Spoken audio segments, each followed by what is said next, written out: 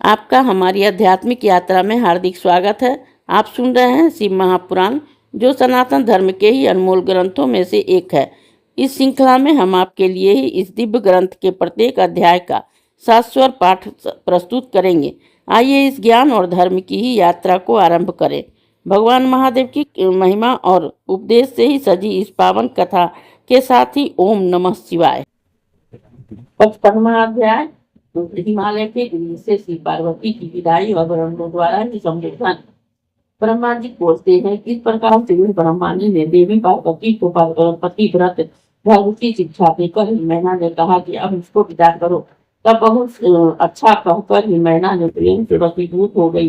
फिर धैर्य धारण कर पार्वती को बुलाकर विरह से व्याकुल हो उन्हें बारम्बार पकड़कर उच्च स्वर में रोने लगी। पार्वती भी दीपता से वचन कर माता का आलिंगन कर उच्च स्वर में रोने लगी। शोक से व्याकुल मैना और पार्वती दोनों ही मूर्छित हो गए और पार्वती के रुदन से ही देवताओं की पत्नियां मूर्छित हो गई।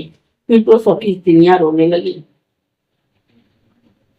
और अचेत हो गई। औरों को सीधी बात ही कहो। विदाई के समय स्वयं ही योगेश्वर प्रभु भी रोने लगे। उसी समय अपने सब पुत्रों और महेश ब्राह्मणों सहित हिमालय वहां आए और पार्वती को गोद में लेकर कहा, कहाँ जाती हो? बारम्बार ऐसा सब मुंह से रोने लगे। तब उसको इस प्रकार से अधीर हो देखकर ही बहुत से ब्राह्मण सहित ही उनके परम ज्ञानी पुरोहित ने भी उनको सुनकर कृपा पूर्वक ही अध्यात्म का उपदेश देना आरंभ कर दिया और बहुत समझाया। पार्वती ने बड़ी भक्ति से माता पिता और गुरु को प्रणाम किया। फिर लोकाचार से बारम्बार रुदन करने लगी। पार्वती के रुदन को देखकर ही माता पिता और भाई बड़े ही व्याकुल हो गए। अन्य स्त्रियां भ्राता और पिता भी प्रेम बद से हो बारम्बार रोने लगे। तब ब्राह्मणों ने आकर सबको सादर समझाया और यह कहा कि अब यात्रा भी सुखद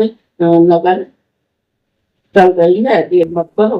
फिर तो हिमालय ने धैर्य धारण कर मैना को समझाकर पालकी मंगाकर ऊपर पार्वती को चढ़ा दिया और माता पिता ब्राह्मणों ने आशीर्वाद दिए। पार्वती ने माता पिता और अन्य पुरोहित और उनकी स्त्रियों को ही नमस्कार कर प्रस्थान किया। प्रेम बस हिमालय बहुत दूर तक साथ साथ चले, वहां तक चले गए जहाँ सब देवता करे थे। पश्चात पार्वती सहित श्री शिव जी अपने स्थान में आए और लोकाचार दिखाते हुए उन्होंने अनेक वस्तुओं को पहाड़ सजा विष्णु और आदि सब देवताओं को भोजन कराया। भोजन कर सब देवताओं ने शिव जी की स्तुति की, उसकी परिक्रमा कर तथा विवाह की बड़ी प्रशंसा की और पुनः सब अपने अपने स्थान को चले गए। फिर मुझे और विष्णु को ही शिव जी ने स्वयं प्रणाम किया और फिर मैंने आशीर्वाद किया। फिर शंकर के आगे स्थिर हो हमने और विष्णु जी ने हाथ जोड़कर शिवाशिव को प्रणाम कर उनके विवाह की प्रशंसा की। अपने स्थान को आए। शिव जी कैलाश में स्थित हो पार्वती को के साथ विहार करने लगे।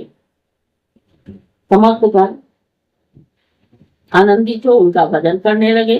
तात इस प्रकार से मैं शिव और पार्वती के विवाह वर्णन किया है, जो शोकनाशक आनंददायक और आयुवर्धक है, जो शिव जी भी मन लगाकर यह सुनिए और सुनाएगा वह शिव लोक को प्राप्त करेगा।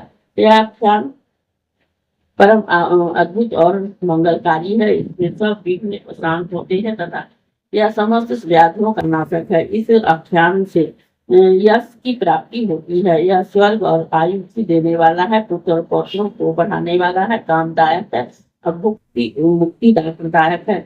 इससे अल्प मृत्यु नहीं होती है। यह महान शांति और कल्याण का दाता है। इससे बुरे स्वप्नों की शांति होती है। यह बुद्धि ज्ञानदायक है। यह शिव जी को सभी अवस्था में प्रसन्न करने वाला है। विशेषतः शिव जी की प्रतिष्ठा अंश के समय तो इसे ही अवश्य ही पढ़े और शिव संबंधी प्रत्येक कर्मों के आरंभ में इसे पढ़े।